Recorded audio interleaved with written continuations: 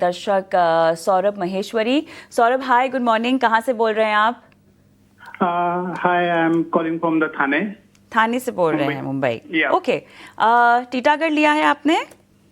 Yes, madam. I bought the Titagar at the rate of 12,250. It goes up to the 1,800, but now it's come down. So I'm हाँ, just looking बिल्कुल। what is the market rate. बहुत ऊंचे भाव पे ले लिया Saurabh? Yeah, because actually the market is good, like booming, and I thought that it's going up, but it goes up, but I have ji. forgot to sold out. बिल्कुल। अब मुझे ये बताइएगा, अब और कितना रुकना चाहते हैं, क्योंकि घाटा तो आप काफी झेल लिए हैं। Yes, yes. मैं रुक सकता हूँ अभी 2-3 साल और। 2-3 साल और? Yes. चलिए ठीक है, बताते हैं आपको क्या करना चाहिए। अजीत, मेरे ख्याल से पिछले एक महीने में 900 950 के ऊपर तो ये गया ही नहीं है। इनकी खरीद तो बहुत ऊपर है, 1250।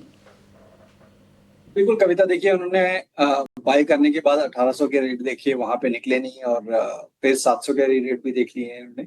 तो मुझे लगता है कि काफी लंबे टाइम के लिए ये इन्वेस्टमेंट रखना चाहते हैं स्टॉक को। बट मेरी एक राय होती है कि इन्वेस्टमेंट के लिए भी अगर आप लंबे अवधि के लिए भी हैं तो प्रॉफिट को बीच बीच में आपको जहां पे बुक करना है उसका एक कुछ थ्रेशोल्ड मेंटेन करके रखिए।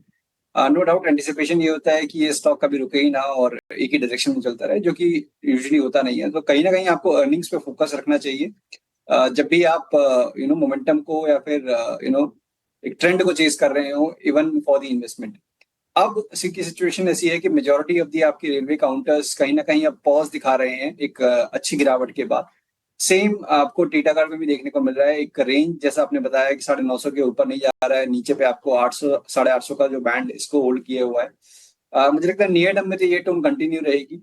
लंबी का नजरिया है तो बने रहने की राय होगी, क्योंकि 1000 के ऊपर निकलने के बाद एक उम्मीद बनेगी कि दोबारा से इसमें एक आपको ट्रेंड देखने को मिले, जो कि स्टॉक करीब 1250-1300 पहले, उसके बाद फिर जो उसके प्रीवियस हाई है उस तक पहुंचने के लिए मिले। तो लंबी अवधि का नजरिया है तो बने रहने की राय।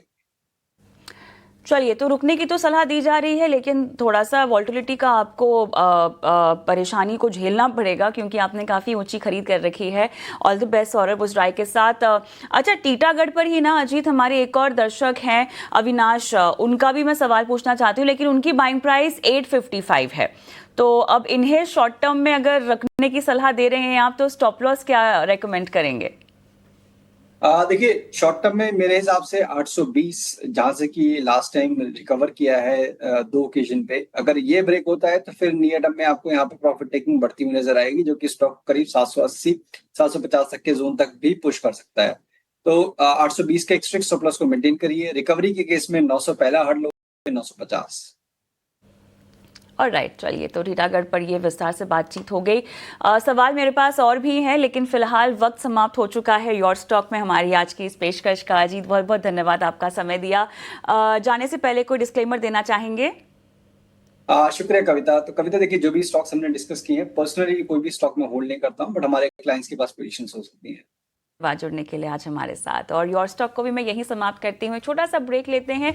ब्रेक के उस पार बात होगी कमोडिटी बाजार की, और वहाँ कैसी रणनीति आपको बनानी चाहिए बताएंगे हमारे सहयोगी विश्व मोहन इस छोटे से ब्रेक के बाद।